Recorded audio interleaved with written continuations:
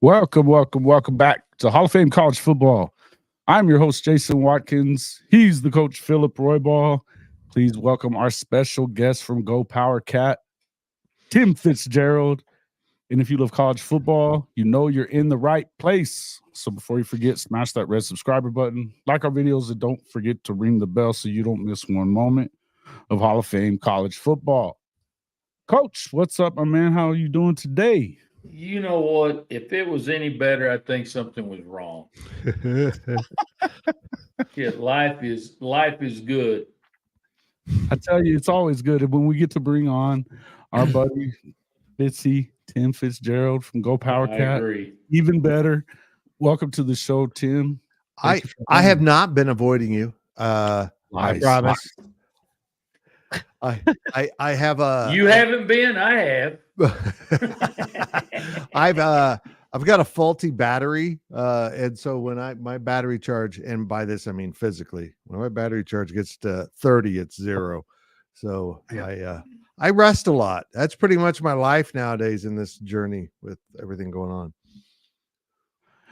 Well, Yeah, man. like I told you, buddy, you're our hero, man. You're an incredible person, in so many different facets. Thank you, Coach. Thank you. That I love listening to you.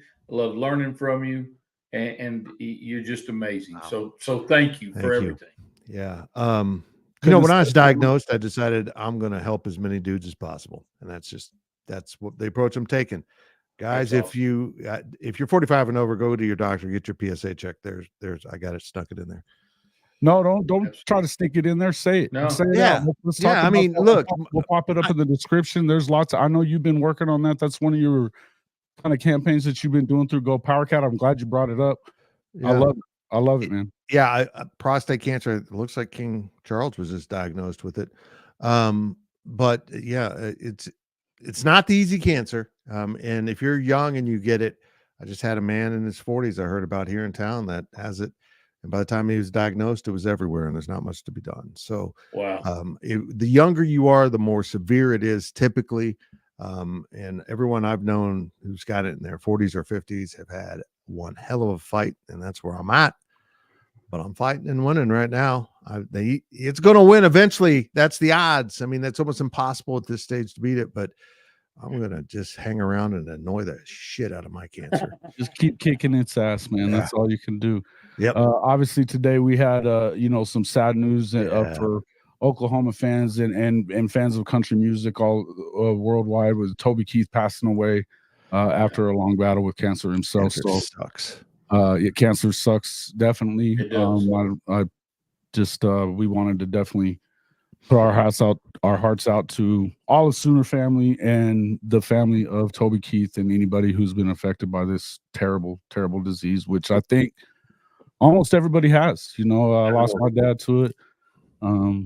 Grandfathers. I mean, we've all had somebody who's suffered and passed because of cancer, and so tough stuff. And we want to, continue to encourage everybody out there to continue fighting against this awful disease, and particularly But check yourself.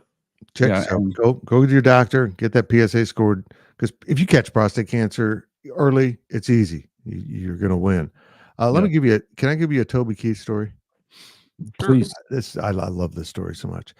So we used to have a great country music festival here in Manhattan called Country Stampede. It moved to Topeka a few years back. Hold on real quick, Fitzy. Can you hear him pretty good, Coach, or is everybody else able to hear him? Because he's cutting out a little bit to me. I don't know if I hear him great. Okay, good. Okay, go ahead. It's on my end, and let me check it. Go ahead. We used to have this country music festival called Country Stampede, and as festivals like this have gone, slowly they went from having all kinds of great acts. I mean, now he's gone. I saw Taylor Swift when she was 15 at this thing. Anyhow, Wow. one year Toby Keith was a headliner, and as we all know, Toby liked to get after it a little bit. Yeah. And he was so intoxicated he couldn't remember the words to Red Solo Cup, which might be the easiest lyrics in the history of music. But the funny thing is after the concert, I run into one of the K-State coaches, and he says, "Fitzy, did you know Coach Snyder's out here?" I'm like, Coach Snyder's at Country Stampede. Yeah, because Bob Stoops in town with Toby Keith. So Coach Snyder was on the bus before the show, and I'm like, Coach Snyder's stoned. He got secondhand smoked on that one. There's no way there wasn't just a cloud of smoke inside that bus.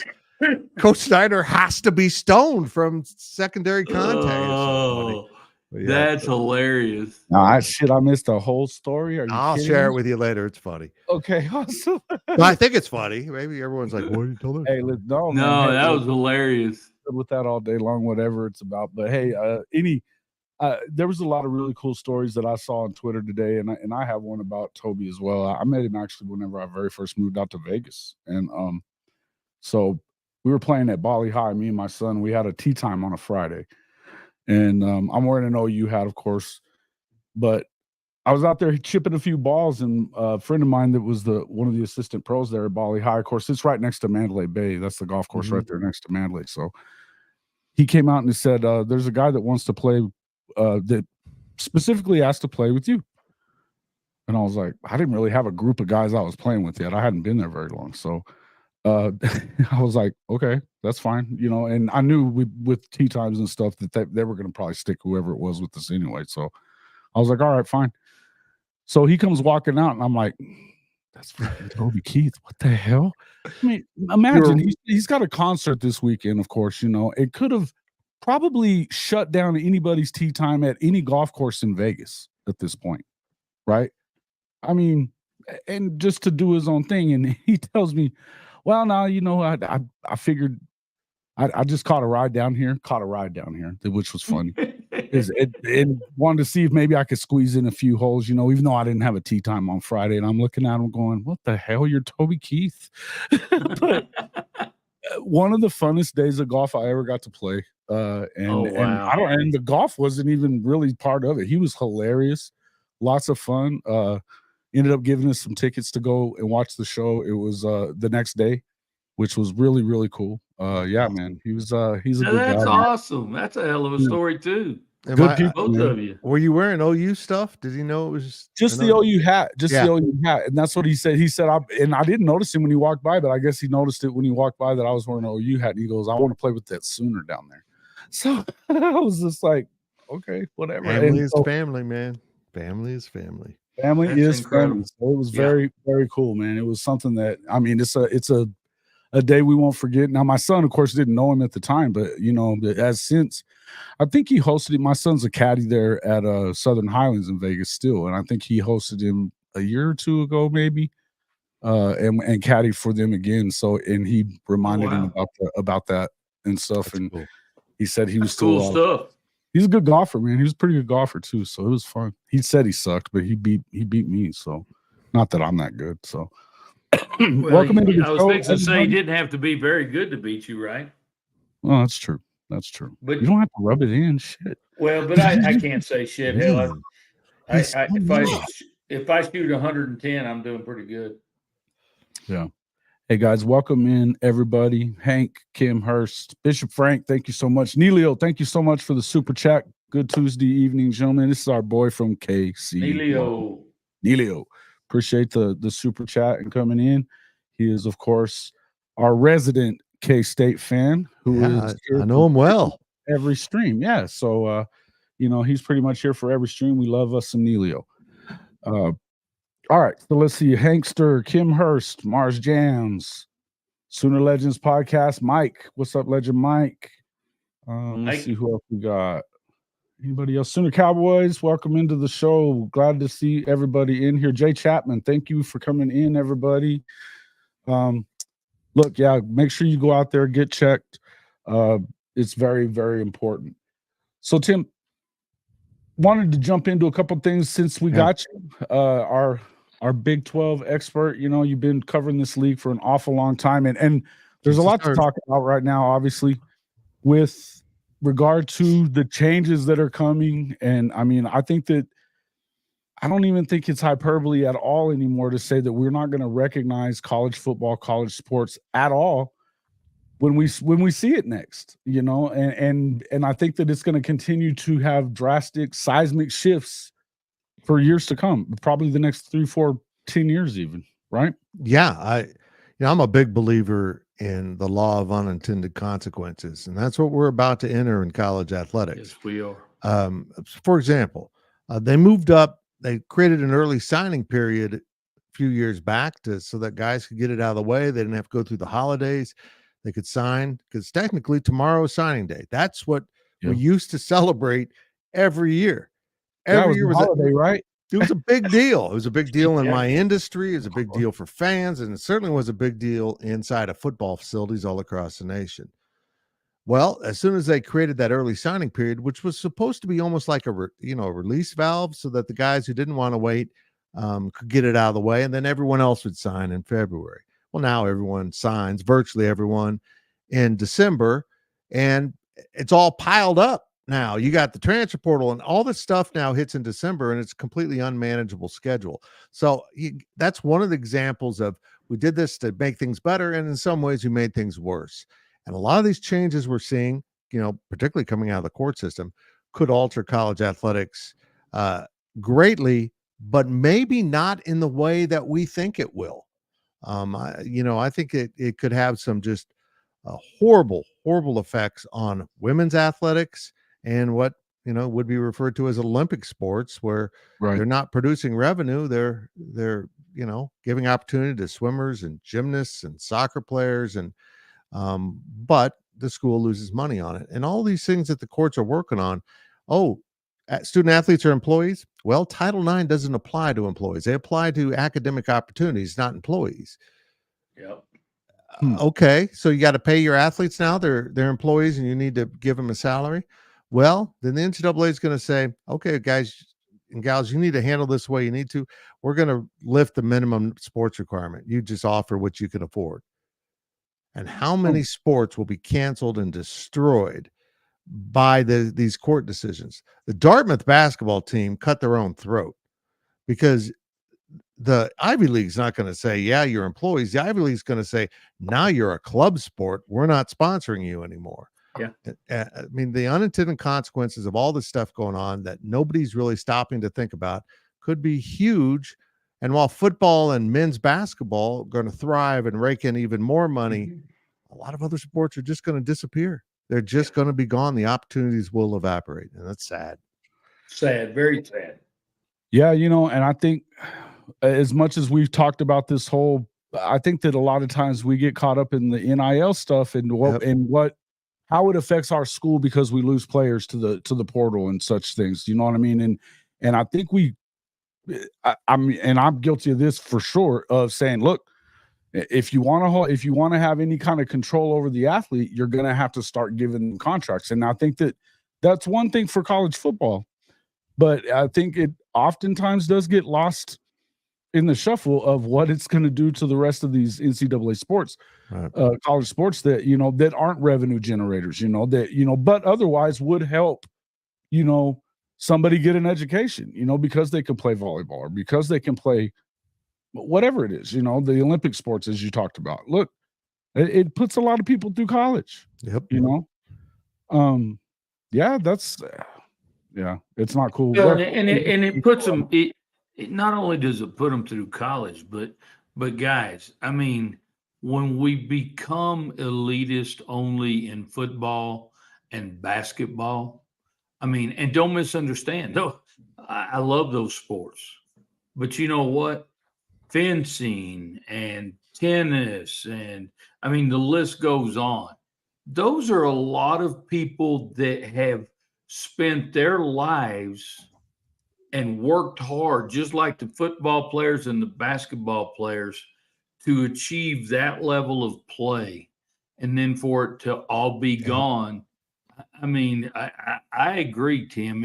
We're headed in a really headed for a train wreck, and we're going to do a lot of people an injustice, a lot of kids an injustice. Yep, I agree. It's sad. Well, about 5 years ago, I don't remember how long the NIL has been around, a few years. Those players felt like they were part of the gold rush. And, they were. All of a sudden, there's players out there making $500,000 to play a sport. It's insane. But again, there's going to be losers in this. And because of all these changes, there's going to be a lot of other athletes who didn't get to enjoy the gold rush. Instead, they got handed a famine, and they're going to be starved of opportunity. Yeah. And it's definitely sad. I agree that. Thank you, Bishop Frank, for re-upping your membership and also gifting another membership to the Hall of Fame Mafia. Our membership has its perks. As low as $2.99 a month, you can become a member of the show, get access to our private Discord, and members-only content as well. Thank you for doing that again, Bishop Frank. You've been doing that a lot lately. We appreciate you very much. Thank you. Yes, Really thank cool. you. And Jason got some good merchandise too, don't we?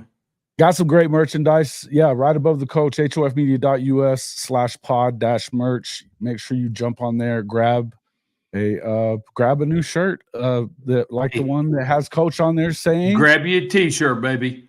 I don't give a shit. It's beautiful. And we should give a shit about less sometimes, you know. I mean, there's things to give a shit about, but there's things to not. So I love it. And there's so many cool stuff. There's the ever popular Texas Sucks and Horns Down gear also in the podcast merch store. So jump in there and check that out. You can also get $100 off it for you grillers out there. Louisiana Grills products in the Black Label line, or any of your licensed merchandise from the Fan Addicts page that we're on. My favorite new affiliate deal that we're working with is DevilDog's Brew and Beans. They are a veteran-owned, serving veterans coffee company that roasts, grinds, and ships directly to you the same day that you place your order to ensure freshness. Also, you can use the promo code BOOMER for 10% off of your first order, which you can always get. Oh, what? That's the wrong one. First order. Hey, Jason, I think we need to change that. What's that? I think it needs to say Irish instead of boomer. Well, we can always do that as well. We can you know I'm teasing you, man. Make sure you grab a mug on that first order. It's 6 a.m. or any time of day, and Texas still sucks. Always can get that as well. Hey, it's amazing coffee. 5% of all sales goes to the Wounded Warrior program. As a veteran, that is very, very important to me. So that's the reason that I love that partnership the most. So, hey, just to get a little stuff out of the way there, a little housekeeping out of the way. Thank you guys so much for jumping in again. As we Wipe said, your feet. Wipe them feet. Hit the like button. It's the free way to support the program. Or dislike. It doesn't matter. Like or dislike. Coach, I don't give a shit. Just one or the other. Hit a button. It all helps the algorithm. Exactly. If people come in and say bad stuff, I'm like, thanks for helping the algorithm. Thanks. Yeah. And I mean, you say some more? It's the exact same way. I mean, look at how many people utilize the Twitter algorithm by pissing off as many OU fans as they possibly can by saying something stupid, or any fan base for that matter. That's just the way it works. But you can actually bend it in your favor that way. So if you want to help us out, make sure that you just interact with the program in any way. Yeah, love it. And Tim, just so you know, I love all the people in this podcast, and we have some great people here. But I always got to dig a little bit at the Sooners so I can get everybody going. I like it. He does. But they dig back. And I love it. I love our guys. They love to bust on coaching his Notre Dame Irish. So, you know, it's just a fun program. We nobody's safe here. In fact, that was the name of the show when I very first started this YouTube page or this YouTube channel. We were calling the show Nobody's Safe. Because nobody really is. But, you know, but we have a lot of fun here, man. And we definitely, we've said it often.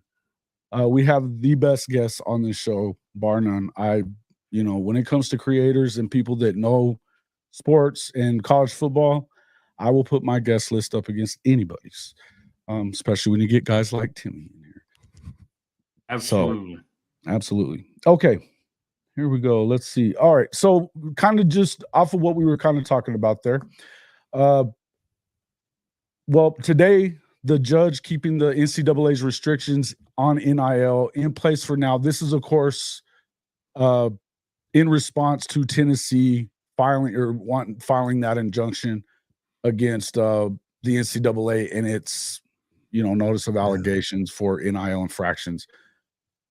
I don't know how long this really sticks, but I think it feels like the NCAA is on its way out. I think that the other thing that we were talking about, the whole Big Ten and SEC joining a joint advisory group and what that alliance could mean for college sports. To me, it sounds like they're getting ready to tell the NCAA to kick rocks. Is that kind of where you're at on that as well? But I mean, it just feels like they're losing everything. That's the first time I've heard of a court upholding anything the NCAA is doing lately. Well, it's not really, they didn't really hold anything up. That they wanted the two attorneys generals wanted a temporary restraining order against any NIL restrictions. And the judge ruled, look, there's no permanent damage here if these stay in place for a little bit. We're not going to undo that right now because there's no way to prove permanent damage or long-term damage from this for the plaintiffs. So it doesn't have anything to do really with the case other than the fact that we're not going to give you the TRO. You've got to operate under these rules. So those are still in place. And I don't know, guys. I'm not a big fan of the NCAA, but this is a rule that was voted on by the membership. And, now the members like, well, we didn't like the way the vote came out, so we're going to sue. And that bugs me. It really does. But, you sign on to something, you sign on to it. And I get it. People are tired of it. The NCAA has screwed up so much stuff. There's no way it's going to survive. There's just no way. Yeah, and the thing is that the thing that I was, and not that I don't want people to be able to skip over the rules or anything like that. But the thing is like some of these rules, it seems more and more to me every day that the NCAA is not, that they only apply the rules in certain instances. Exactly. Right. So they're certainly not level. It's not a level playing field when it comes to the rules. So, which we know that it never really has been. Let's not act like it was. But the thing that I agreed with, and I loved the response by, the president of Tennessee and Danny White as well, that was saying, look, you can't change the rules as you go along and expect everybody to not have already screwed it up. You know what I mean? It's when it was such a knee-jerk reaction when Justice Kavanaugh came down on them when they were there to talk about something totally different, and he went at them for, quote, labor practices, which, of course, would bring us into some other stuff, and we will jump into this Dartmouth thing here in a minute, Orca. But I got to tell you, it just, to me, I am in agreement with the fact that, look, you cannot administer or come down with these rules and then change them as you go. You don't have any guidelines set, and then you set them as people bitch. And people bitch because it's affecting them. And no disrespect to Nick Saban, but he wasn't bitching because he was worried about the game. He was bitching because he didn't like that his advantage of being able to get around the rules was no longer an advantage because the rule was not there. That's my opinion. So, come on. Nick didn't do that. Yeah. Okay. Well, it's I don't know where we're going with this, but I know this: whatever organization is in charge of college sports, and right now the NCAA manual I think is like this thick, and it needs to be about that thick. They've just got rules for the rules that need some rules, and that's what happens when you set up these organizations. You create committees, and the committees have to feel like they're doing something. So they set up a subcommittee, and next thing you know, you're just throwing all these rules out there. You can't wear white shoes after Labor Day, or it's an NCAA violation. I mean, why are you bothering with some of this stuff? Just get to the big stuff and don't sweat all the other stuff. And again, I come back to my business and like copyright laws. If you've got copyrighted material and you don't enforce the copyright, you let people steal it left and right, and then you decide, no, you can't steal it, I'm going to sue you. The courts generally say you haven't enforced your copyright. You you don't actually have a claim here. Yeah. And that's kind of the way the NCAA is. You get away, you get away, you get away, you get away. You know, people are driving 90 down the highway, but the guy doing 78, he's going to get pulled over He's and going to get hammered. the ticket. Correct. That, Yeah. there's just no. The last guy in consistency the as to- line of speeders gets the ticket. Yeah. Yeah, that's exactly it. Oh, we caught you. I'm sorry. I know there's people out there paying athletes and their families, you know, just blatantly, but we got you.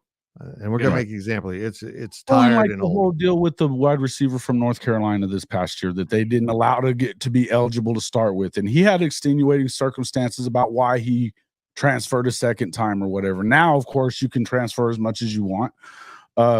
But you know, they didn't really have any reason. They're like, well, it's because you didn't file it correctly. Well, how the hell are we supposed to file it? They had changed the rules or something in between there. It's such a weird way that they go about it. And it never seems to be in favor of the quote student athlete that they claim to be there for, right? They're not. Yeah.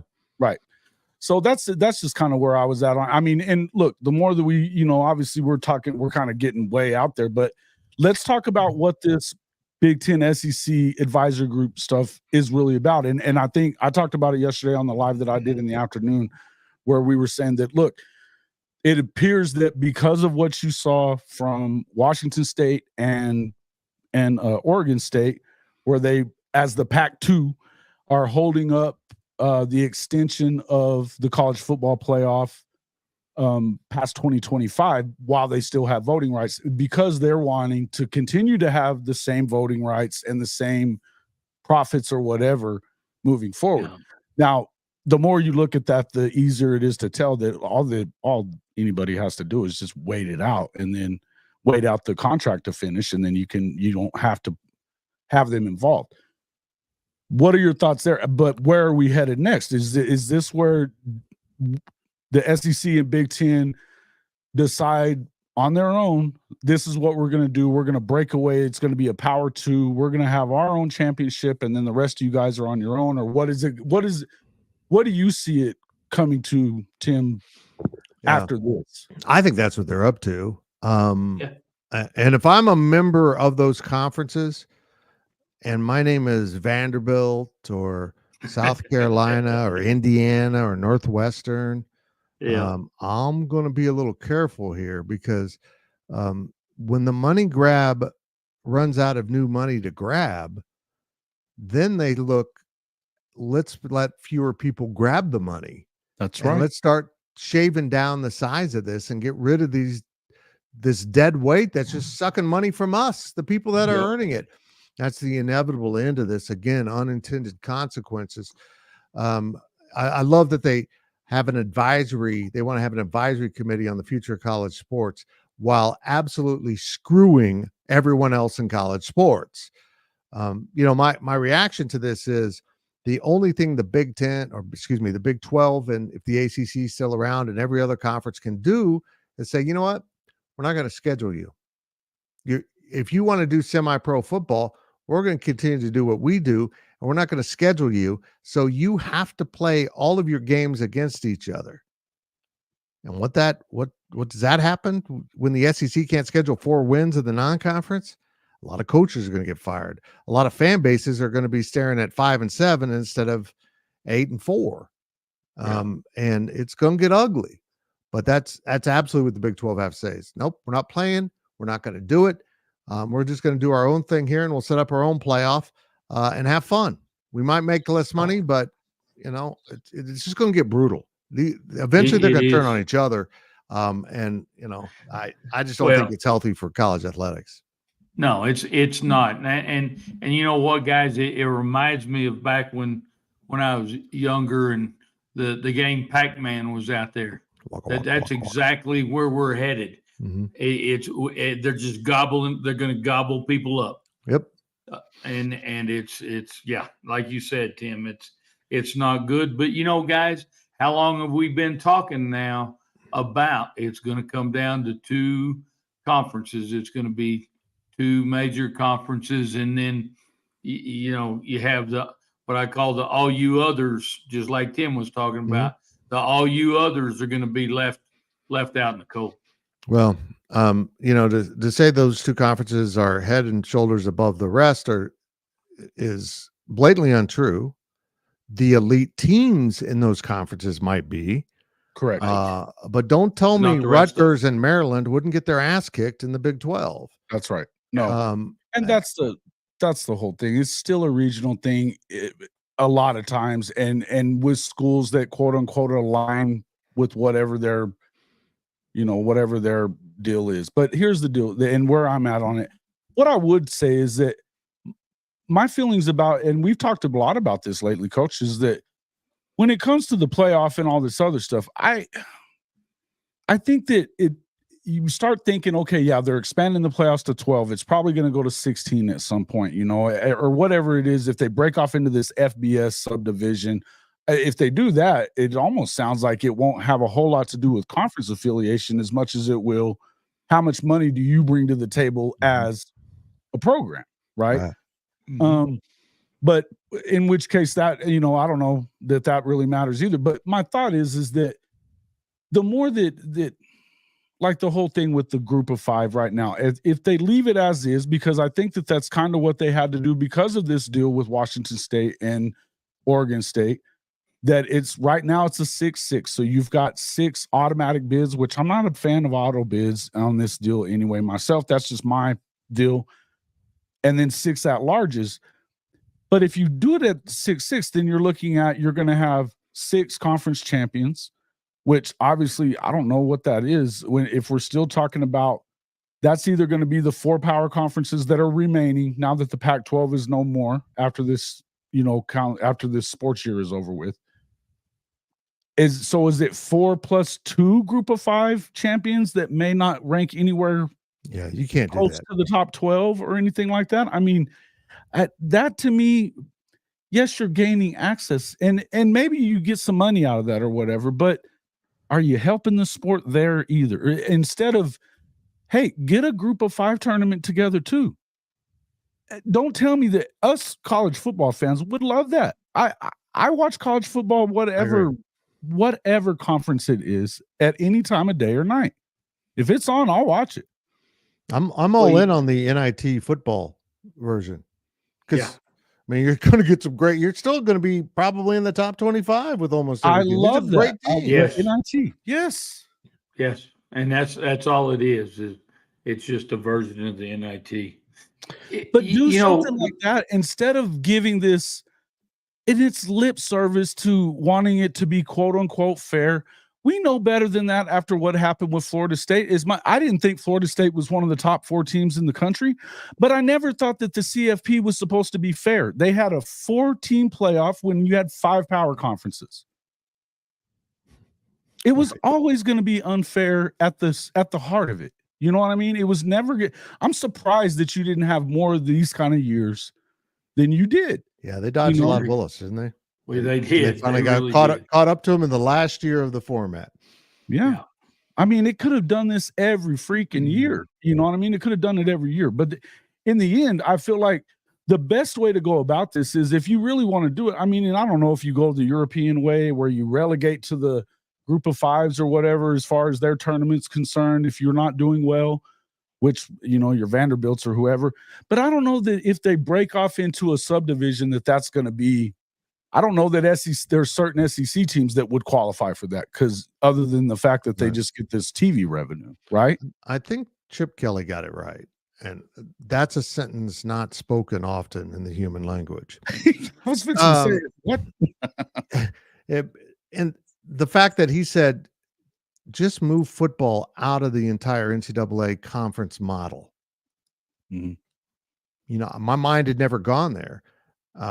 In colleges, you've got conferences, except for Notre Dame and a few others that can't find a home. But the idea of just being rid of conferences, I never understood how promotion and relegation would work in the college model with conferences. What do you mean? I'm in a conference with these schools, but now I'm not competing with them. That makes no sense. Right. If you just remove conference affiliation and have 48 or 60 teams in the upper and 48 to 60 teams in the next, and maybe a lower division that catches everyone else, I can see how that works. And then maybe you start seeing us move back to regional conferences because now it doesn't matter with the big money maker. That's what it's been about. Yes. And all of a sudden, okay, well, let's reform this conference. It's silly that Kansas State and Kansas aren't playing Nebraska and Missouri in basketball and other sports. No kidding. It's silly. Let's go back to that regional model for conferences, and it also lessens the influence of conferences. And turns it less into about what we're seeing now. Big Ten and SEC are going to decide your fate. Have fun. Now the schools will have to kind of just come to the table as a school, and certainly some schools have more influence than others, and agree upon things. And I'm okay with moving football out of conferences. I am, but I don't do it to basketball. I think basketball conferences, that's cool. Yeah. But and let me ask you, let me ask something, Tim, because there's always conversation, as we're talking about the conferences, and obviously Notre Dame's not in a conference. As we move down this pathway, do you think Notre Dame will move into a conference from your perspective? I think they'll come to a point where they have to financially, not physically have to do it, but financially, the numbers will just make better sense to do it. But I think that's also Notre Dame's been running this model, haven't they? I mean, well, our football team isn't in a conference. Why? I think Notre Dame has it right. Our football team isn't in a conference, but everything else is in the ACC. And that's exactly how I envision every athletic department being. Exactly. You're in the football conference, right? basically. Mm-hmm. Mm-hmm. No, I agree. That makes sense. And apparently, though, see, before, though, when you had this advisory thing or whatever it was that they were doing to kind of, when you put the new CFP in place, or they were, because it would have started, the 12 team would have started this past season had it not been for the original alliance between the ACC and the Big Ten and Pac-12. That was just ridiculous, of course. It was another worked well for the Pac-12. It worked really well for the Pac. George Kliavkoff was just the smartest thing in the world. He got a knife right in his back as soon as he turned around. But what I was getting at is that when you start looking at this thing, then you had Swarbrick was involved in it, and he was ensuring that Notre Dame was going to be a part of whatever this was in their current form. Now, all of a sudden, Petiti and Sankey are in charge of whatever this is that they're trying to do. I think that they're putting their chess pieces in place to take it over and do what's best for them. And I think that both conferences probably believe that Notre Dame in one of their conferences is what's best for them. So, and with Notre Dame not being a piece of this alliance anymore, I don't know that they're going to have a choice if they want to continue playing in it. I think that that's really the only way. That I don't know that it's as much financial, because we know that Notre Dame has money. I think it's it's the only way that you're going to be able to do it is to threaten their viability as a contender for the championships. You're a blue blood. You want to be there. The world wants to see you, but we're not going to get to if you are not a member of one of these conferences, And that's the way I feel. I think that at the end of the day, if you're not going to have the opportunity or a good opportunity at a national title because you're not part of a conference, I think that's what makes them go to a conference. But at the end of the day, Notre Dame's got more money than Ben Gump.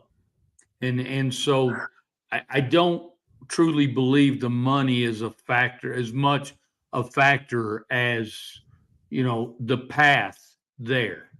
And I tell you what, even in the model we're fixing to hit, it's not a great model for us at Notre Dame because of the conference champions and the home games and so forth. And honestly, as I've looked at that whole piece, we really want to end up in the fifth spot is the best spot for us. But well, yeah, I agree. And I would see what you're talking about. I also think that I'm not sure that it behooves any of these conferences that are however way that they continue to keep it, whether they go to a 7-5 or however they do it, Right. as far as like qualifiers. I think that right now, you almost have to think, okay, with as many games as you're going to be adding to this, just with the 12-team playoff, let's not even talk about if they ever go to a 16.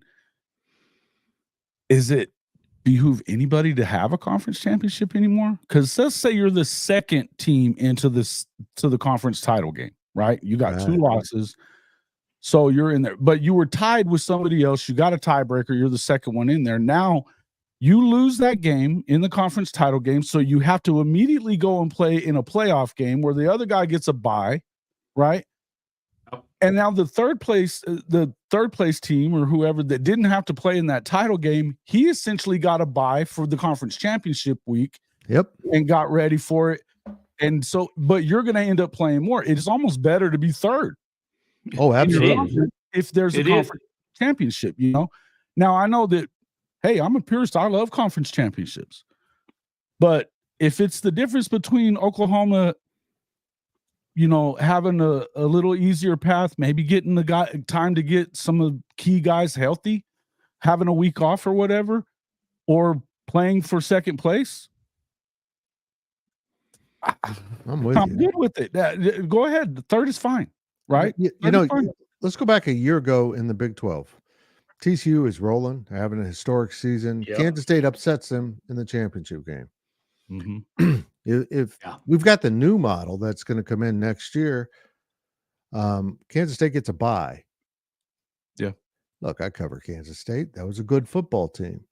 Sure. But I think at the minimum to get a bye as a conference champion, you should be top 12. You should be, you know, there's got to be some kind of barrier there. But also, that upset worked in the Big 12's favor because Kansas State slid into the Sugar Bowl where they encountered Alabama. That didn't go so well. But if they had lost, TCU gets in and that's it.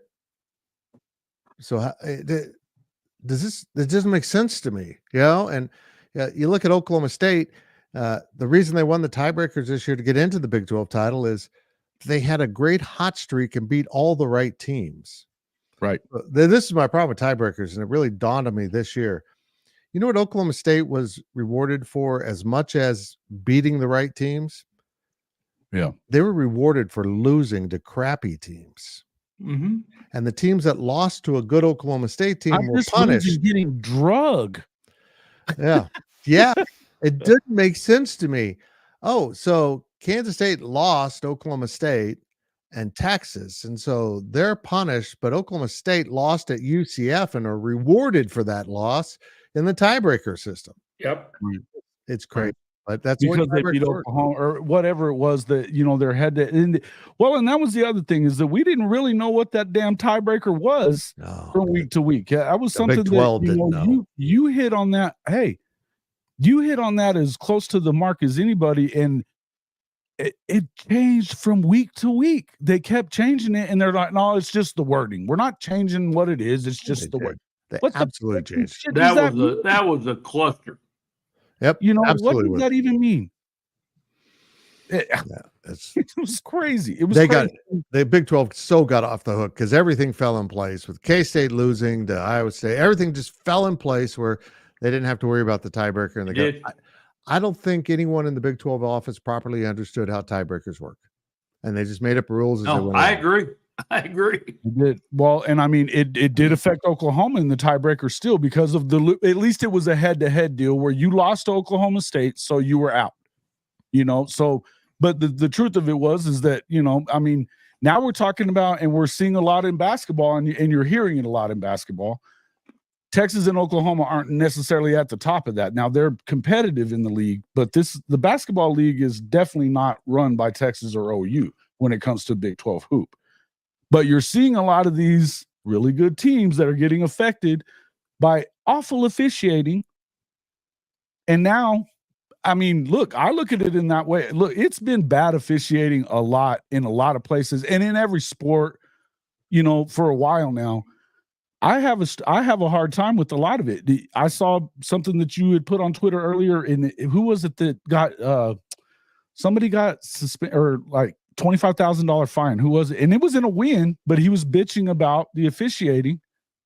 And yeah, it was the Baylor AD, I think. Yeah, Mac Rhodes. Mac Rhodes got it. Yeah. What the hell is going on? I mean, I know we're jumping all over the place, but there's so much craziness going on in this conference right now. And then, but I think it feels like there's just nothing that you can really believe in college sports right now that's solid, that you can trust, that there's not some underhanded, shady shit going on to your school or to all the schools for that matter, whether it's a conference or whatever. There's so much crazy shit going on that you can't trust any of it. You know, as an Oklahoma fan, I watched Drake Stoops get fucking tackled in the end zone and it doesn't get called. I watched the shit, you know. I didn't see that. Yeah, nobody else did. I think what comes out of this is we need to start up our own podcast called the Shady Shit Podcast. So we just talk about shady shit. And we do shady shit. Like we'd have a full show every time. Shady shit. There's a lot of stuff, and I don't like being that conspiracy theory guy. I don't want to be that dude. Hell, I love college sports. I've covered college sports for a long time. Not as long as you have, Tim, but shit, I love these games. I love it more than I love professional sports in every way. Mm-hmm. But I'm telling you, look, man, I'm happy for Oklahoma that Oklahoma's going to the SEC and they get to stay in, you've got the has-been, or you've got the ins and the maybe not, they're still in the in crowd. That's great and all. But when we look at the overall totality of what we're seeing in college sports, this is not the same thing. There's a lot of this is simple stuff. Going from 133 to 80 would be a great start. There's a lot of little simple, makes common sense things that could go on that will never really happen. Right. Because it doesn't behoove somebody that's profiting off of doing it the wrong way, Yep. I don't know. Hey, I know we're jumping around in all some different areas. I don't even know where. And that's good. I mean, I love it. Like my ADD's filling right in. It's fitting right in. But I got another question for Tim. Yeah. What in the hell's going on at Baylor, and what has been going on at Baylor? In terms of what? They've been on just a downhill. Yeah. I think it's just cyclical. I do. I mean, sometimes you look. I mean, Dave Aranda seemed like a great hire. He was successful, but there's so much that goes into this now. Here's what's crazy is he might be the best football coach in the conference. He's also the weirdest freaking football coach in the conference, though, and I don't know. He's the driest, weird. Yeah.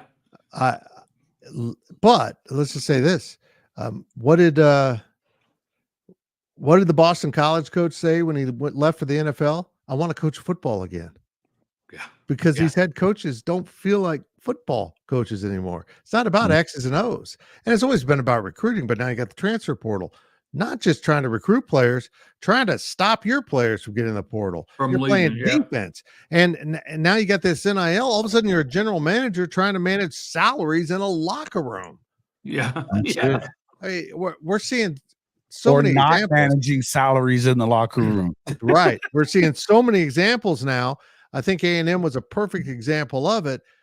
When the players weren't invested in being a team, they were worried about who's getting what and how much are they getting. Should they be getting more? Should I be getting more playing time because I'm getting this and he's not getting that? And that's not college sports. And I think a lot of coaches now are like, I want to coach college football again. And it's no longer just about the X's and O's. It's always been about the Jimmies and Joes, but now it's about can I go buy them? Literally. On top of the table, not underneath the table. We're cheating on top of the table. We're going to give you $500,000 to play this semester. Yeah. How does that impact everyone else in the locker room, including like assistant coaches? Maybe absolutely. Maybe one of those young analysts that's trying to work their way up is making less than 20% of that. I'm probably making like 10% of that. It's just Hell, some of the players are making more money than the coaches, than their position coaches. I think Coach will agree with me on this. We're so old. We think college football went bad when they got rid of the leather helmets.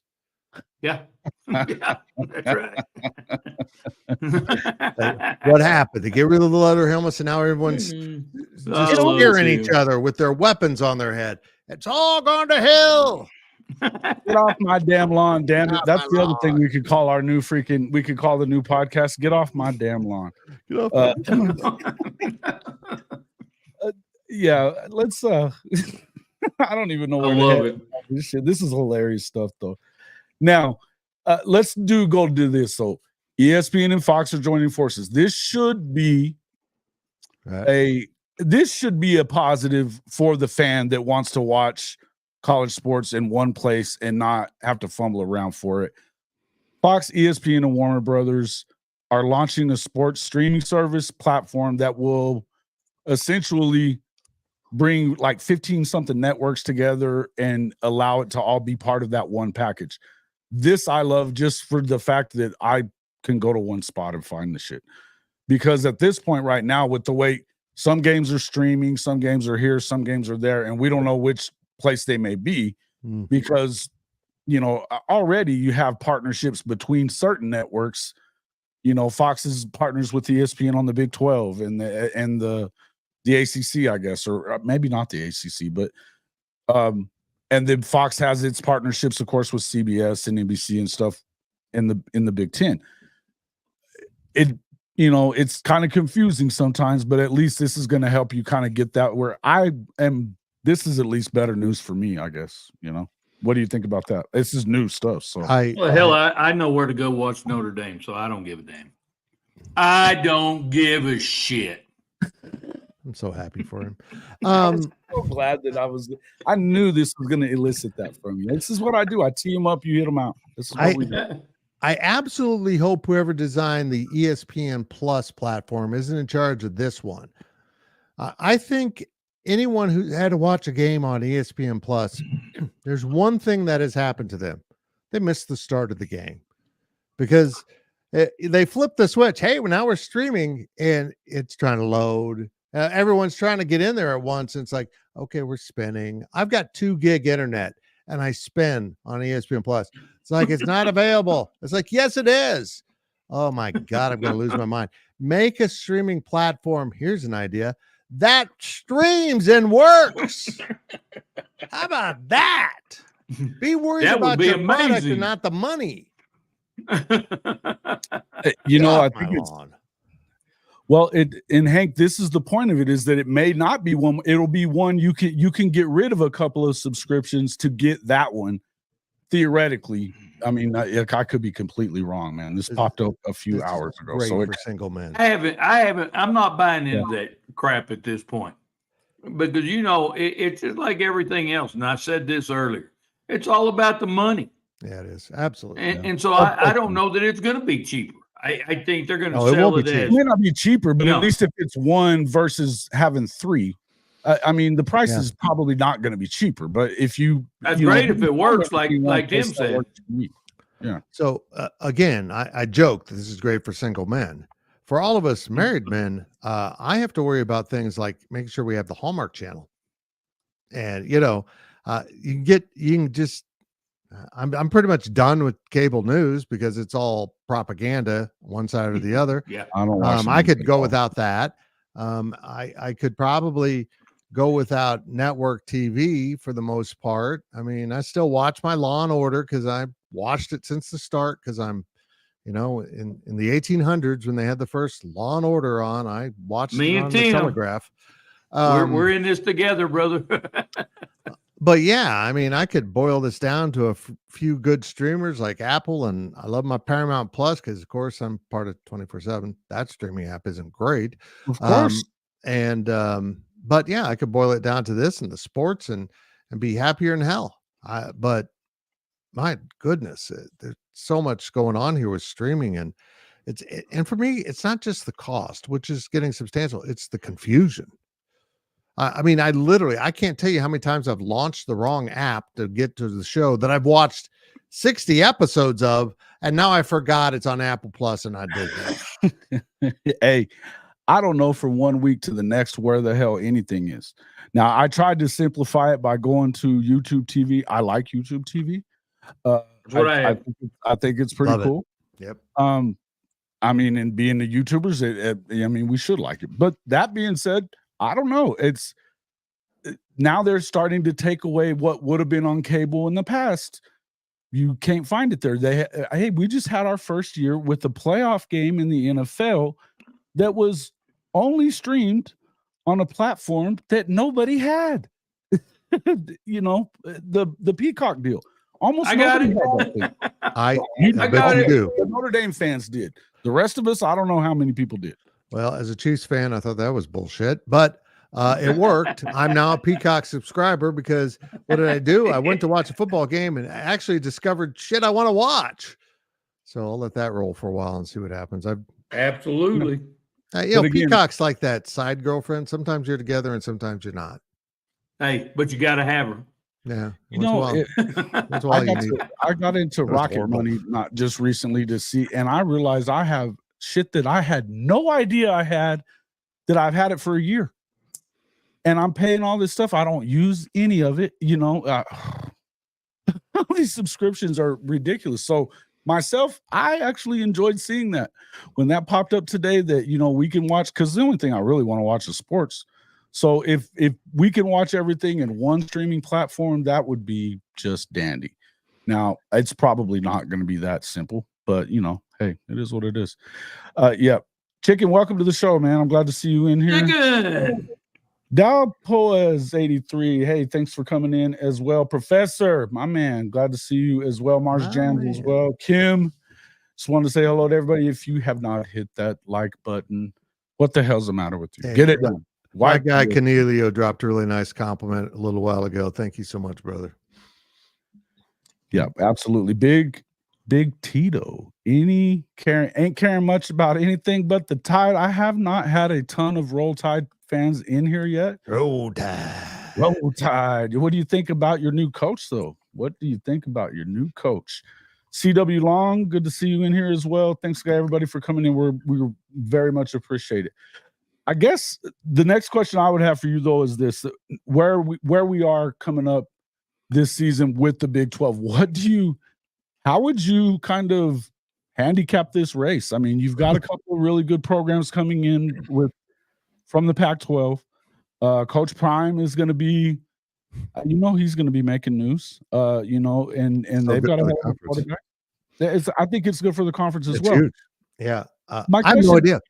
I guess where I'm at on it is, do you think it's good to not have somebody that quote unquote runs the league, or that it's good to have a different champion every year, or does that hurt the league overall in terms of football and moving forward? I think it's great for the fan experience. I think it's amazing for viewing. I think it's incredible for sports betting. But I don't think it's good for the league. I mean, let's be honest here. The Big Ten has some really good programs named Michigan, Ohio State, and kind of Penn State. I think they're still in that upper tier, even though they're the third school. Right. And their conference is perceived as being one of the greatest ever. And it also has about 10 or 12 Of schools the worst that are programs in the absolute country. trash. Yeah. Trash. So, but they're perceived as good, as big time.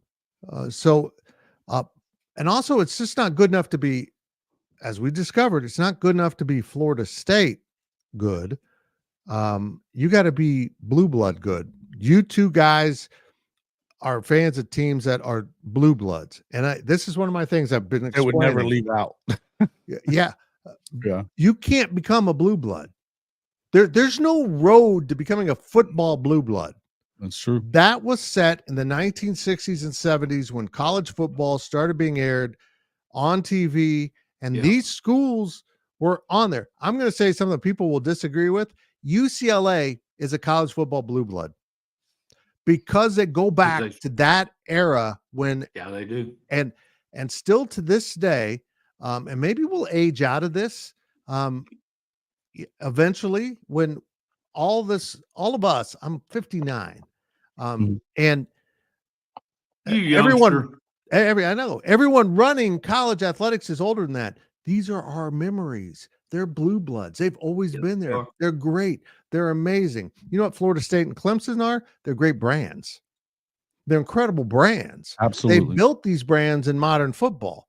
Sure. When the Blue Bloods were forming, Florida State was a women's college. That's true. So if you're Kansas State, Utah, TCU, Oklahoma State, you're never, ever going to be a blue blood. But the playoff offers you a way, if you get into the playoff like To be a 4 brand. straight years, to be a brand. Yeah. And I think K-State's closer to being a brand than the networks want to admit. You can look at some of the TV ratings once in a while, like, wow, I mean, the Pop-Tarts Bowl was great marketing by the Pop-Tarts people, but it also was the highest rated non-New Year's Six bowl. So there's some movement out there where I think there's some awareness of the Kansas State brand. There certainly is of the Oklahoma State and Utah brands. BYU's a great brand. They might even be considered a blue blood, oddly, because of those rules I just set up. But the Big 12's got to get their brands going. It's not about the brand of the conference. It's about brands of the membership. And once they break that barrier, the perceptions will start to change. But again, this Big 12, I can't handicap the Big 12 next year. I don't know how Utah and Arizona are going to fit into this conference. Because you're going to get your nose bloodied every week. You don't get to go to, someplace that is kind of half in college football. Your Cal's not a bad football team this year, but you're going to play in front of 5,000 rowdy fans. That doesn't happen in this conference. You're going to go to Ames, Iowa in November when it's 0 degrees and there's 65,000 people that smell like corn and Busch Light screaming at you. Farmageddon. I mean, these environments in this conference are amazing. And now the bounce house is out there. And you go to Morgantown and it's a whole different beast in the Big 12. It's a lot go of to fun. Tech and get tortillas thrown at you. And batteries, whatever. Yeah, you're going to get something thrown at you for sure. Yeah, no doubt. If you could throw some AAA batteries, they hurt less. And plus, I always need some. So everybody needs those. Yeah. And if it's cold out, they're going to hurt more, but they'll probably be charged. So, it's good. It's kind of good times there. You got it. Don't eat the tortillas. Don't eat the tortillas. Do not eat the tortillas. Hey, they're not all that bad. It's funny because a TV reporter who had one this year, she probably got off there and go, that tasted like shit. Well, no shit. That's what it was. What do you think they smuggled in at? Oh, this is too good. This is too good. I don't know where the hell we are. Guys, folks, I apologize if this makes 0 sense to nobody, but we're having fun, so I don't really apologize that much. So this is what they get for having me on. I didn't even really know where I was headed with it. I knew that we would talk about a few things and probably have a lot of fun. This is what we like to do, so this is all good. You know what, Jason? If people aren't liking it, I don't give a shit. We're having fun. Hank nailed it with Oregon. That was exactly right, Hank. They turned a gimmick offense at 200. Yep, brilliant. And you know what? I think that it's as much about that as anything these days. I mean, look, there's if you're a blue blood, then you hold that blue blood status. I'm an Oklahoma fan. We hold. Hey, you're not a blue blood just because you win now. Oh, So I get that part, but I think to kids and they don't give a shit about blue bloods. No, it's fading. What'd you say? I used your line. I'm sorry. Okay. Since we're together on this show, I'm not paying you I'm not paying shit to you for it. Coach, I just to circle back on a previous topic. You got to enforce the copyright on that and sue him now, or you can't protect it all. Not against me. You got it, Tim. Hey, get your ass ready. I'm coming after you, Jason. Hey, thank you, Neilio. I appreciate that. Hank, same with you guys. We're enjoying this a lot, and I know you guys have fun with it. The more fun we have, the more fun it seems like everybody has. But no, I would say the point I was making is that, look, the blue blood thing means less and less all the time. We are in an era of brands where brands matter. Mhm. Now, it just so happens that the biggest blue blood has still remained at the top of the sport for the longest time in Alabama. You know, throughout Saban's 17 years, they won 6 natties. They were played for a bunch more, you know, so they've continued to kind of hold up. Their brand has been great as well. But I go back and I think, to me, from the time that I started watching college football as a kid, I look at Florida State as one of those programs. Coach Bowden, I mean, hey, that's one of those programs. You know, I remember Colorado as being one of those programs that had a big time brand, I guess you would call it. You know what I mean? They were big time back in those days when Coach McCartney, right? Yeah, was there. Look, Kansas State has been a pain in Oklahoma's ass as long as I can remember. You know, a complete pain in Oklahoma's ass. They beat Oklahoma every time you don't need them to, all the time. You know, it's just always seemed to happen that way. Nebraska, I mean, look, that is a blue blood, and they're shitty. Absolutely. And you know what will be in 10 years? There'll be less of us that remember the blue bloods. There'll still be a blue blood. But again, like I said, this is going to age out, and the blue blood talk will just morph into brands. I think we're already seeing it. Yeah. So that's the point I was making, is I think that brands mean a hell of a lot more right now than being a blue blood. You look at Texas as a blue blood, they haven't won shit. One conference championship in 15 years, and they went out in the first round of the freaking playoff too. I don't want to hear shit about.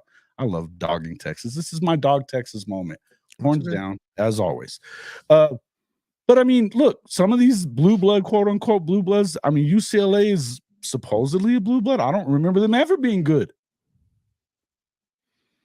Yep. You know, I just don't get it. Well, you know, you go back to when Alabama was struggling, and you know, Shula was a coach, Mike Shula. You know, they had this parade of coaches, and they weren't very good. You know what they were? They were a blue blood.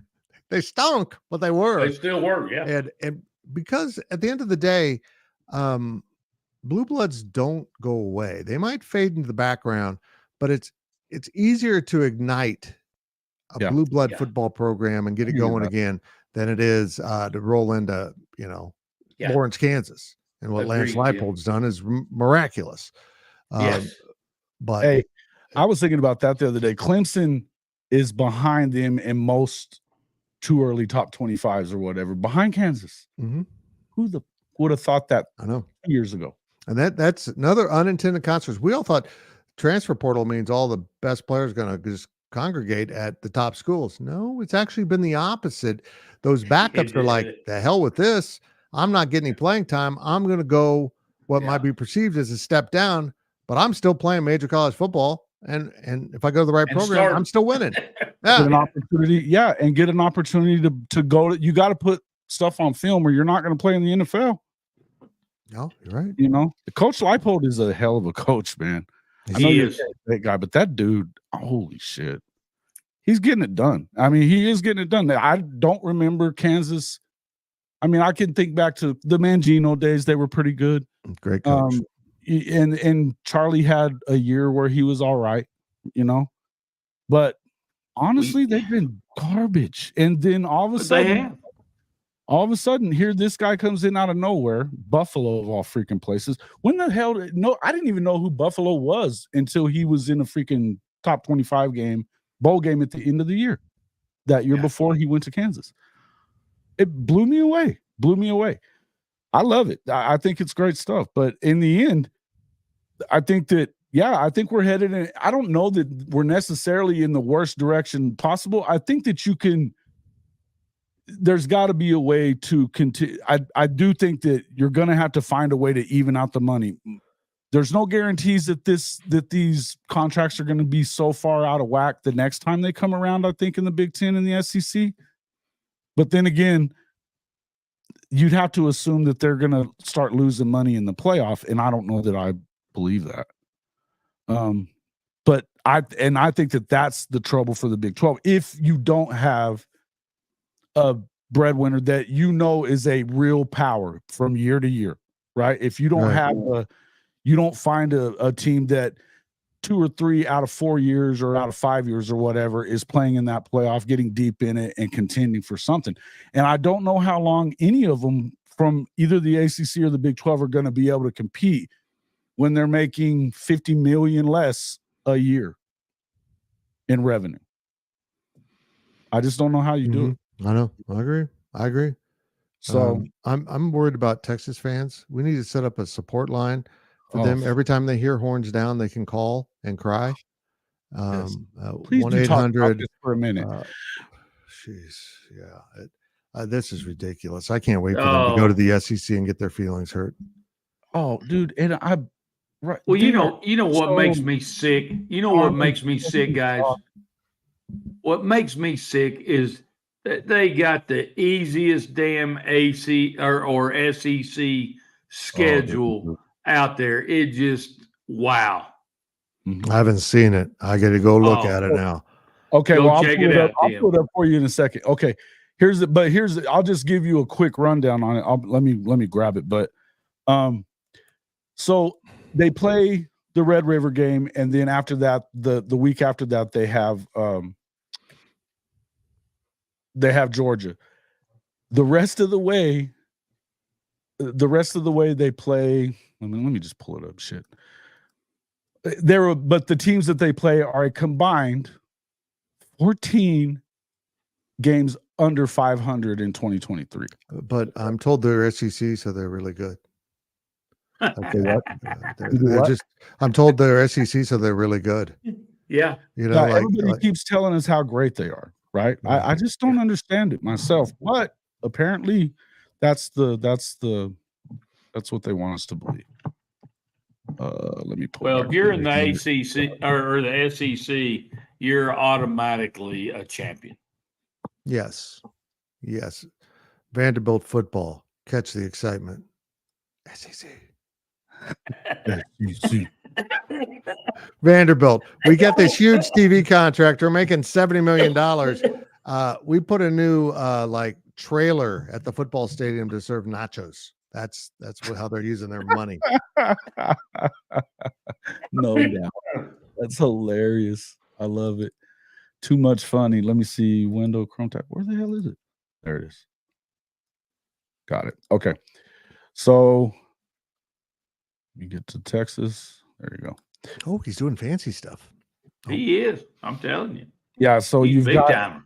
So Texas, they've got Michigan, but they even caught a break there. Shit, they took their whole team and coach with them. I think Coach Moore is going to do a great job, but they're not the defending champs coming back to defend their title. UTSA is probably the next best game. The UTSA game after the Michigan game is probably their best game once they get done with Georgia. The UTSA game. So after Georgia, they got Vandy, Florida, in Austin, Florida, Arkansas, trash, Kentucky, maybe they're okay, and then A&M, we know what A&M is. They're the same they always have been. I hope so. Oklahoma has road games. Every road game Oklahoma has had either 10 plus wins, or it's the other one would be Auburn, and they win 75% of their freaking home games at Jordan-Hare. So OU, they get the gauntlet, and Texas comes in and plays the JV schedule because obviously they do want and I think that they're going to be good, but nobody seems to remember. And Professor, I'm aiming this right at your boss on this one because he's over there talking about how great they're going to be only because of the schedule, if that's the case. Because I got to tell you that they lost all their skill guys except for Quinn Ewers. Their stud skill guys are all gone. Now they replaced them with studs, but we don't know how good there has yet to be a predominantly set of starters that came through the portal that have equated into a championship, right? You still have to do it through your regular recruiting. Mm-hmm. Now they're recruiting great, but they lost their defensive line. They lost their top 3 receivers. They lost their best running back. They lost their D line, their D line coach. But they're going to go back and, if they're not playing for the SEC championship game next year, Sark ought to get his ass fired. Well, I love conspiracy theories. I'm a big fan of them, but I'm confident in saying to get Texas over the hump, the SEC had to make some promises. Yeah. And if Texas has one thing consistent through their history, they will screw over whomever they need to advance the needs of Texas. They did it to the SWC, and now they've done it to the Big 12. And brother, they will do it to OU in a heartbeat. Oh, well, we all know that. But hey, I'm not the one that said it. Everybody just remember, I'm not the one that said it. This was Fitz, so don't give me your you Sooner asshole bullshit. I agree with you wholeheartedly, Fitz, but it wasn't me that had to say it this time. I loved it. That's awesome. And I tell you what, I agree, Fitz. I think the schedule itself tells the story, and everything they're doing, the SEC is doing, is they want Texas to be one of the Alabamas of the SEC. And I get it. I mean, that would be enormous. It's almost like a self-awareness of the SEC that the schools like Florida, I'm going to space off people, LSU to a degree, they're not quite where they need to be to promote the entire Tennessee. They're good. No, hold on, maybe they're not. I mean, those brands are kind of, they're not fading. They're great brands. Tennessee's a blue blood. LSU, I guess, is a blue blood. I don't know. But Texas comes in with an opportunity to be Alabama and Georgia. They have that opportunity. They have the resources.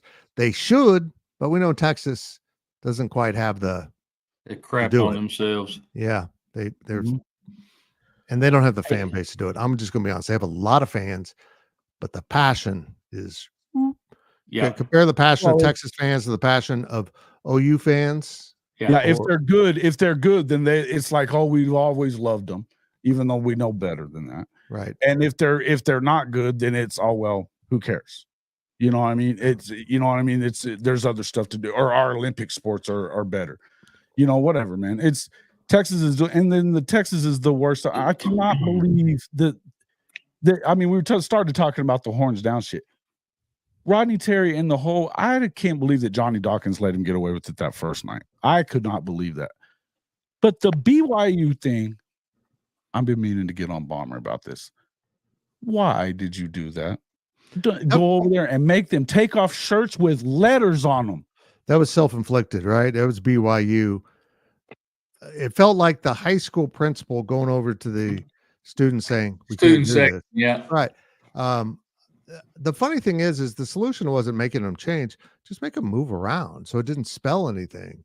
I mean, the whole thing's silly. Come on. Hey, Jason, I do have to say this, though. Michigan is fixing to get a ton better. It just came across the internet here that they just hired a new offensive coordinator in Connor Stallions.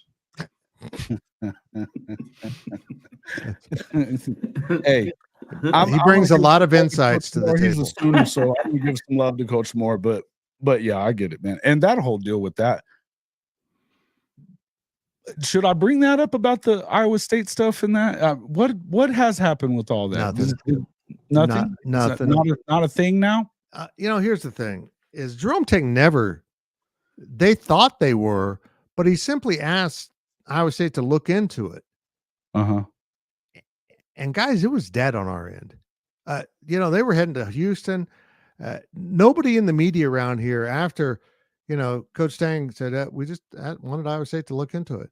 Nobody down here was talking about it, and then it blew up on their end, and they decided it was one of the great controversies of college athletics. And Coach goes to the podium and just screams bloody murder. All you were asked to do to look into it, the thing to do was say, "We appreciate it. We looked into it. We didn't find anything.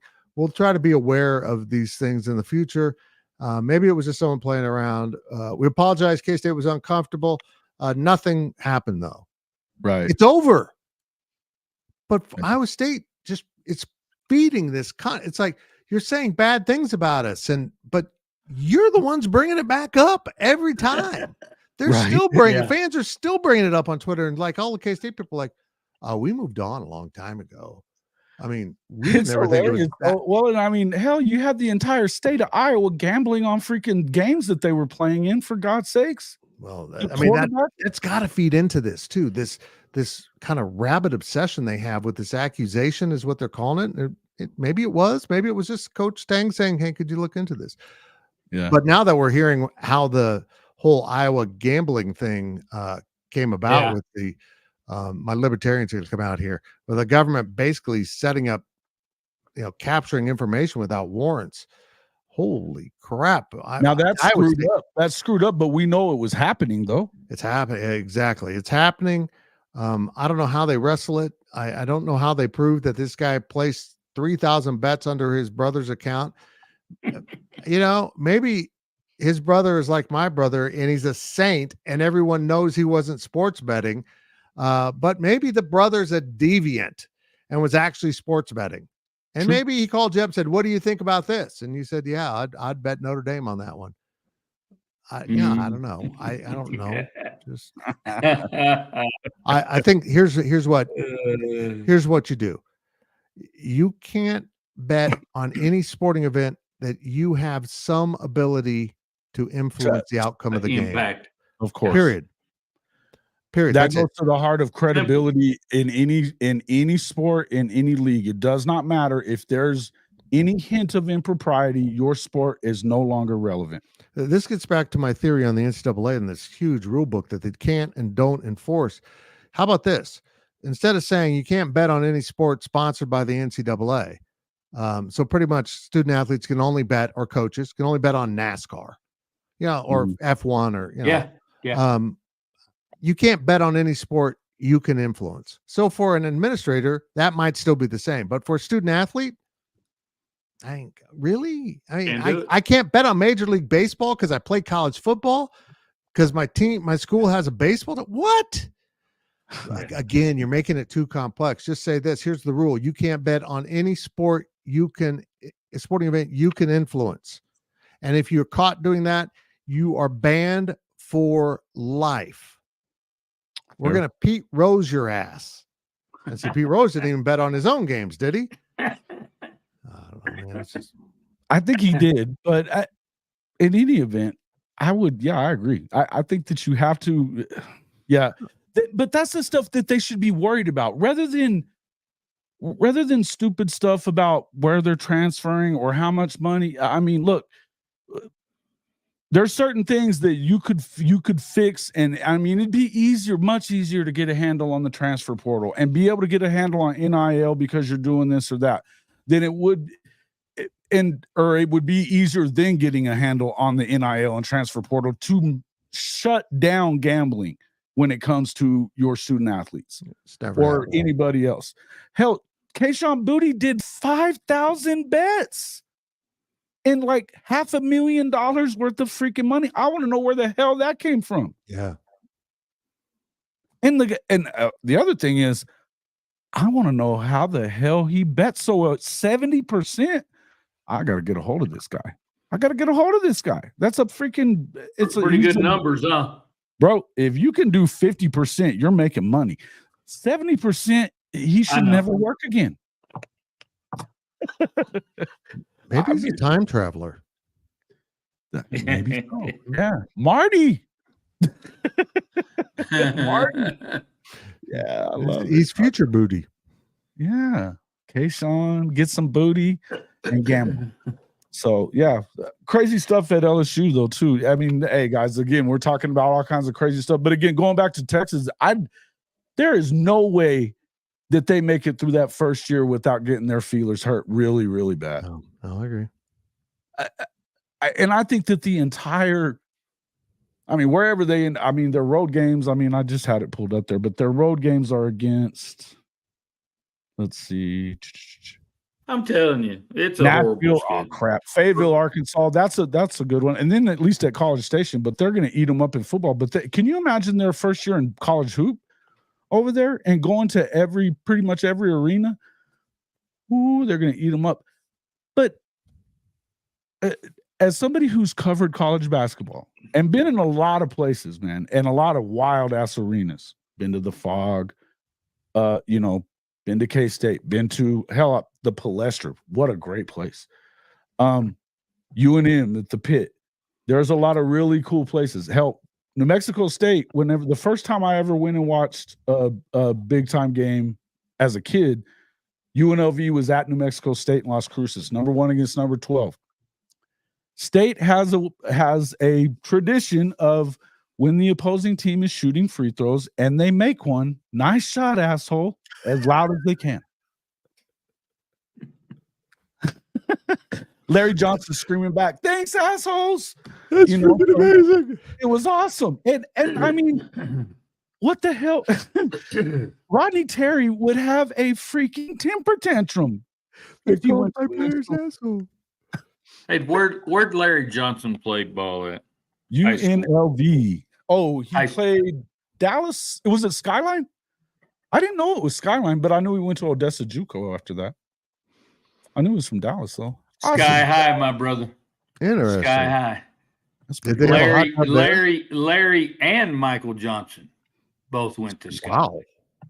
Dude, Larry was a bad dude, man. I forgot Michael Johnson went to school there. But a the matter of best my fact- alma mater can do is Terrence Newman and me. And it's a distant second. Brother, man. You brother. Yeah. Well, I mean, Coach, Coach Snyder was pretty good. Coach Snyder was pretty good. You know what? Terrence Newman is a perfect example of that. He was a track star at a Kansas high school, could run, and was a really mediocre football player. And it took him about 2 years, about 2.5 years of development, because it wasn't until midway through his sophomore season after redshirting, and he got thrown into the Cotton Bowl as a starter and playing Dante Stallworth. That was his matchup, and he shut him down, and everyone's like, oh, he's going to be okay. Yeah. And it was all development. Yeah. He was not, it was basically like taking someone who barely had played football and saying, we're going to turn you into a football player. Yeah. And he had a whole career. Incredible. Man. Yeah. Look, I mean, I remember that game, though. It was such a great game. I mean, and Randy Brown was playing for New Mexico State. He played with the Bulls back during the run with Michael Jordan and all that stuff. Really good guard.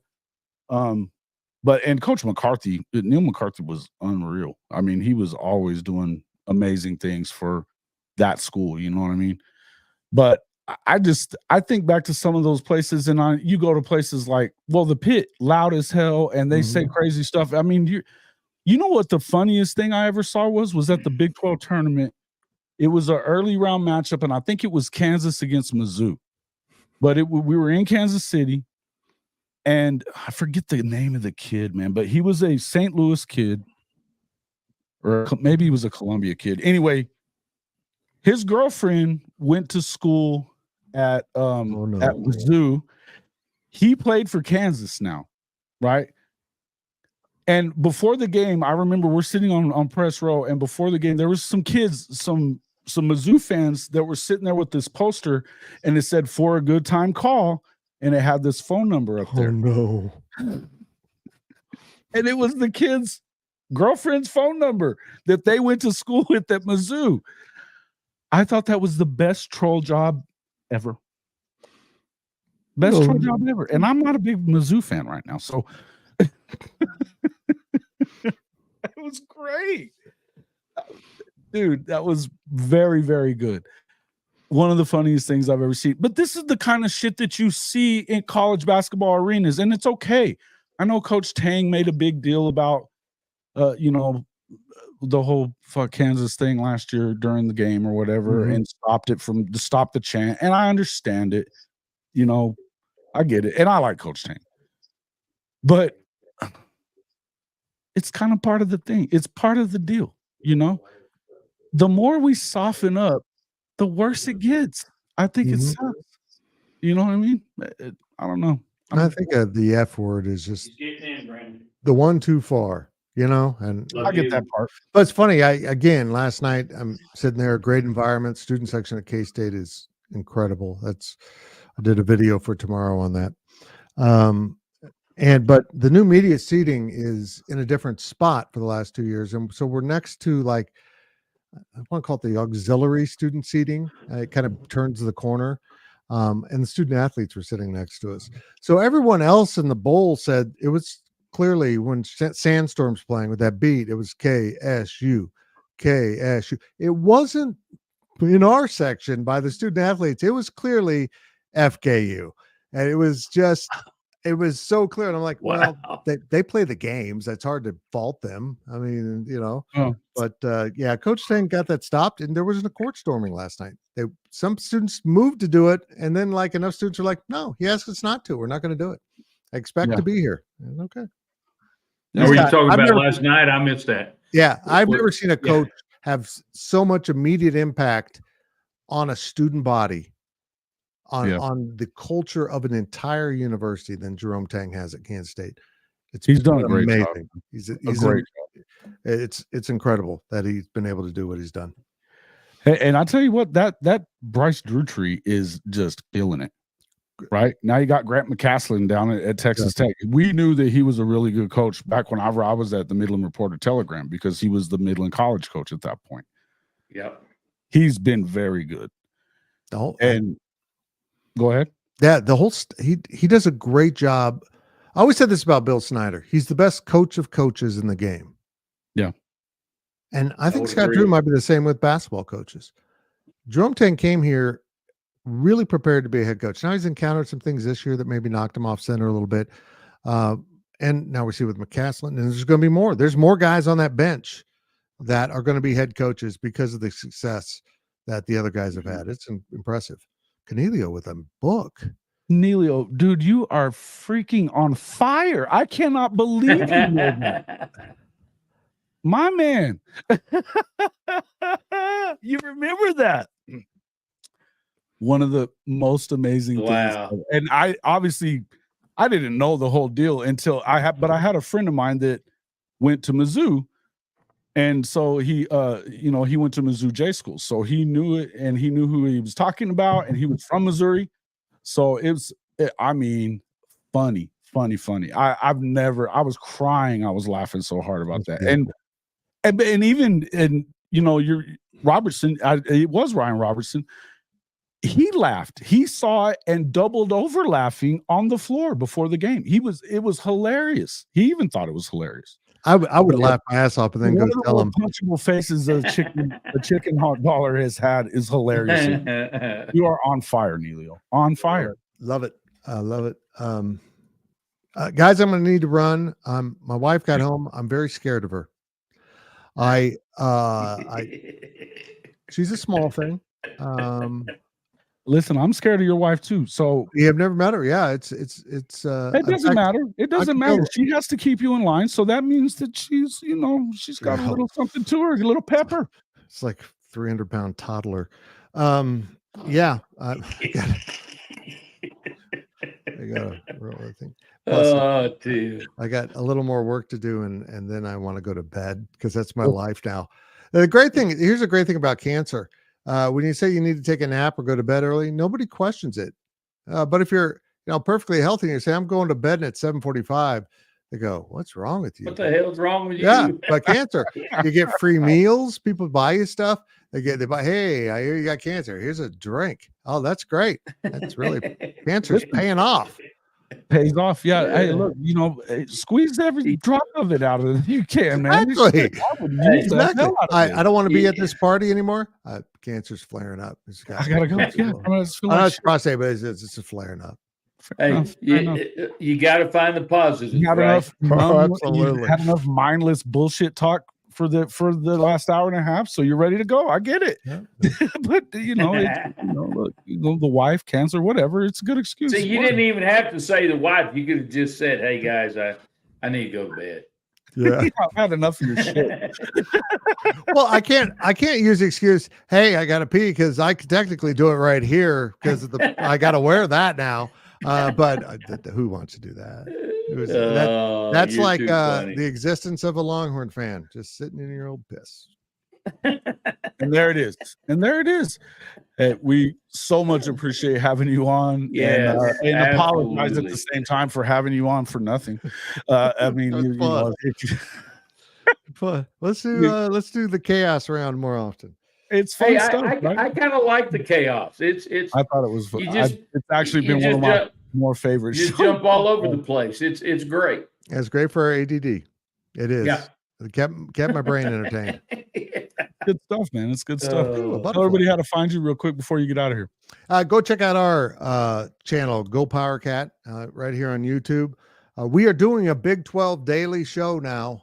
Well, mostly daily. We do a K-State Insider show on Monday, and then we do the Big 12 Insiders Tuesday through Friday, 1 p.m. Central on all those shows. My friend Brian Hanley, Big B, former K-State offensive lineman, is hosting the Big 12 show. We're really excited about it. It's got a lot of great prospects. Kind of off to a slow start because, it's probably better to launch in football than basketball, but here we are. But we're having a lot of fun with it. So go check out Awesome. the Go You are PowerCat one of channel. the true pros out there. Love Thank your you. content from, I watch it every day. I love it's a great Twitter follow as well. Make sure you guys, if you are not already a subscriber to his show, you are missing out. He's got short, fun videos in the morning. You can start off your day with goodness. It's purple, but it's good. So thanks a lot so much for coming in and joining us, Fitzy. Thank you, boys. Continue to fix the world. It's up to man, us. appreciate you, man. We'll talk to you soon, okay? I love you guys. Love you, my brother. You, man. We'll talk to you soon. Fun stuff, man. Fitz. That's Tim I tell you what, he's the man, dude. he's a classy dude, man.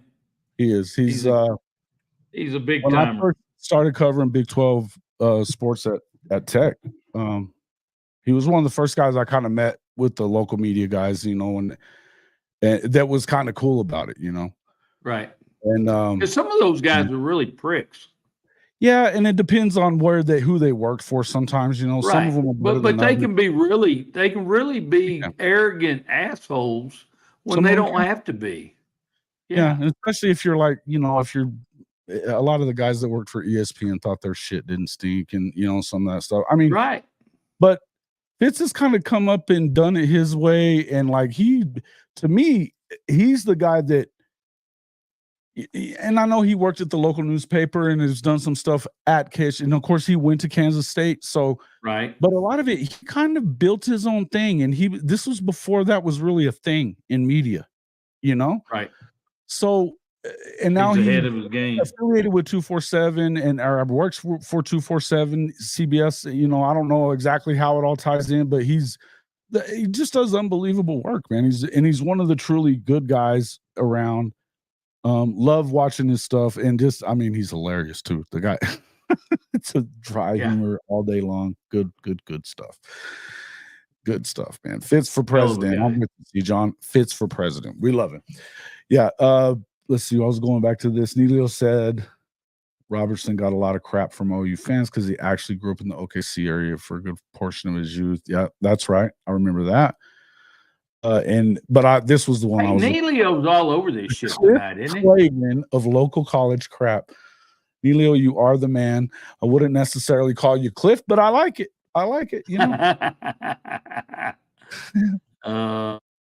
And you're talking about Quinn Snyder, the old Mizzou coach. Quinn Snyder, yeah. Quinn was a different cat too. Quinn was a bit of a different cat. Fitz reps us K-Staters so well. He really does. And I tell you what, he takes a lot of hell from the KU folks. And Twitter's such a shitty place, though. Just so we're, let's say that again, awful. There's some stuff that goes on Twitter that you're like, good grief, people. But he's great, man. He's great. He does a great job. And he'll start up some stuff, but he's always good at taking it and kind of dishing out something funny instead of just being, normal. But blocked for Heisman runner-up. Mike Bishop. Oh, my bad, Mars. Let's see. Yeah. Hey guys, we definitely had a good time tonight. I don't know that we really accomplished a whole lot of anything other than enjoyment for myself, which I kind of needed. It was fun, and we did It talk was about a lot of great. different stuff. We did talk about a lot of different stuff, and you know, I don't. Yeah.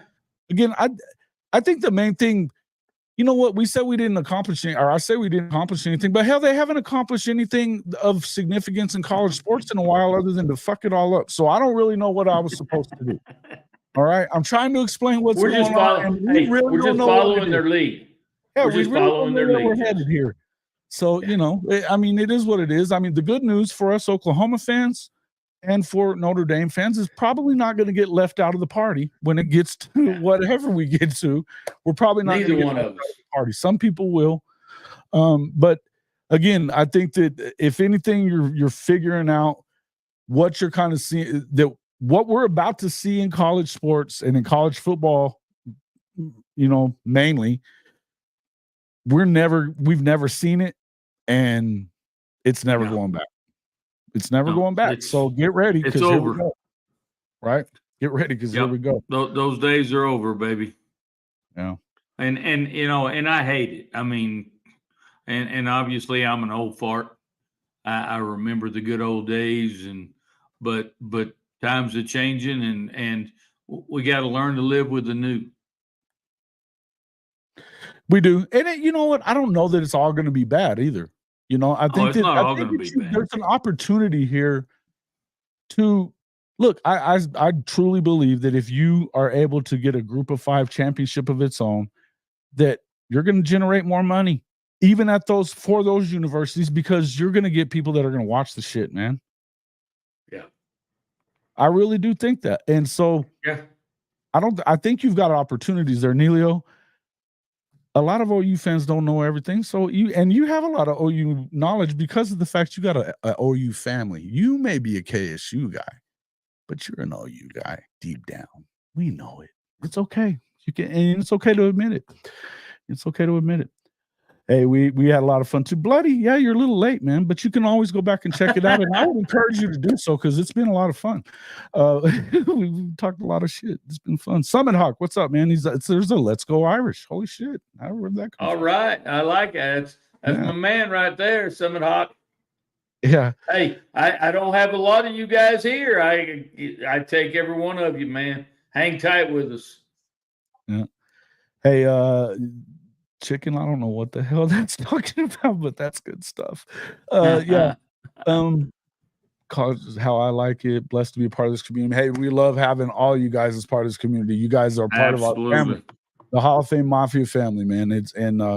Yeah, again, make sure you guys please do go in there, hit that like button, go over there and check out Fitz's show. He kills it, man. He's got a lot of subs and everything like that. But hey, please do share this program with your friends as well.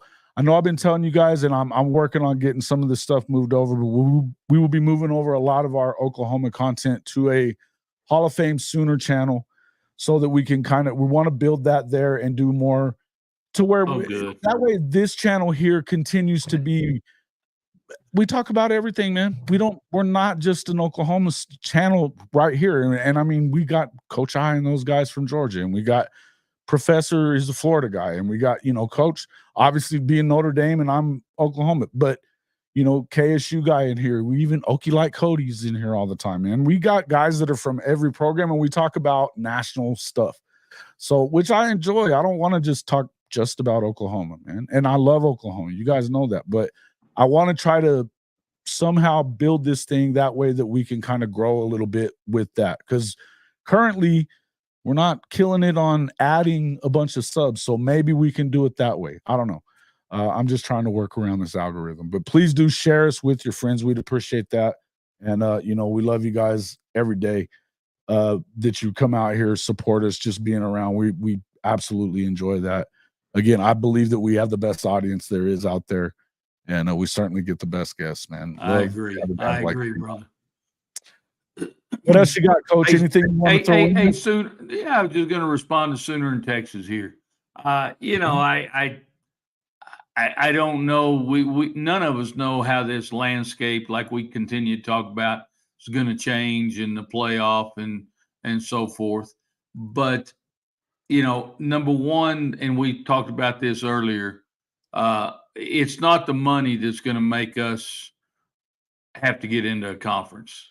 It's going to be how the playoff plays out, and if we're going to be left out by not being in a conference, then we'll have to get into a conference. I don't see that happening in the next 5 years.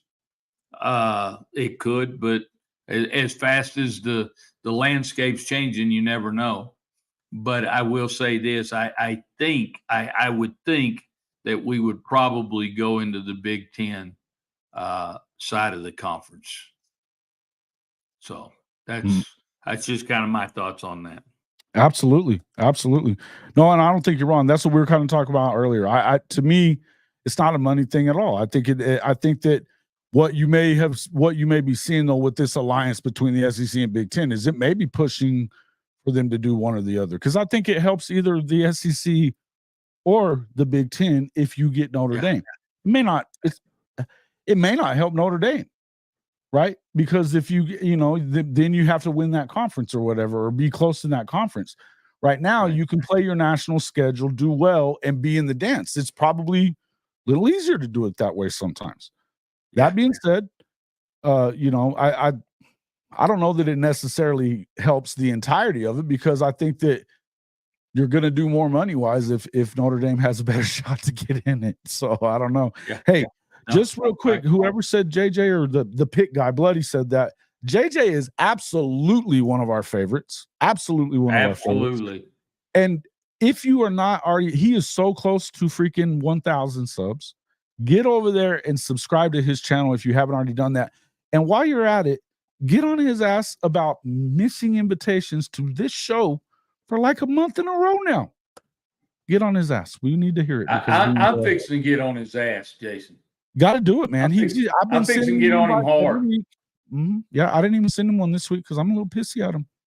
I'm fixing to get on him. All right, good deal. Good deal. As soon as we get off the show, I'm on it. Something hard. Yeah, Kurtz. I like his show. I watched it a lot. I was busting his balls on Twitter a little bit last week. But you know what? He took it well and actually flipped it, and I appreciated the way he did. I like John Kurtz. I think he's a good guy as well. Hey, look, he's connected with Fitzy, so I'm good with that for sure. Love it. Thanks a lot, guys, for coming in. We appreciate all of you more than you know, most definitely. And again, go over there. And hey, all these guys, hey, the Sooner Legends podcast, get over there and subscribe to that channel as well. He's having a rough day today. Sharpshooters, they're pretty close to 500, I believe. So go over there and check them out as well. Hey, man, if you're not already a Coach I subscriber at Fanatic Sports, or the High Top Sports Gang, you got to get over there and check it out, man. There's some amazing creators out there. We love having our guy Mo here. SEC Mo. Make sure you're following SEC Mo. We're fixing to be doing something with SEC Mo as well. So excited about that as well. And Coach I too. So we're Shoddy, man. Shoddy's my boy. There you go. Hey, see, look at that. Coach is like, don't you be forgetting about Shoddy. Shoddy's our boy. Shoddy is our boy. Just My Damn Opinion, tomorrow night, 9:30 Eastern time on if you look up Shoddy Parker or Just My Damn Opinion, you'll find his channel. So get over there and check that one out as well. Thanks a lot, everybody, for coming in. We will see you guys later on in the week. Love you all. Love you guys. Oh, let me get that. Where the hell is it? Shout out to Buc-ee's. Buc-ee's. Shout out to Buc-ee's.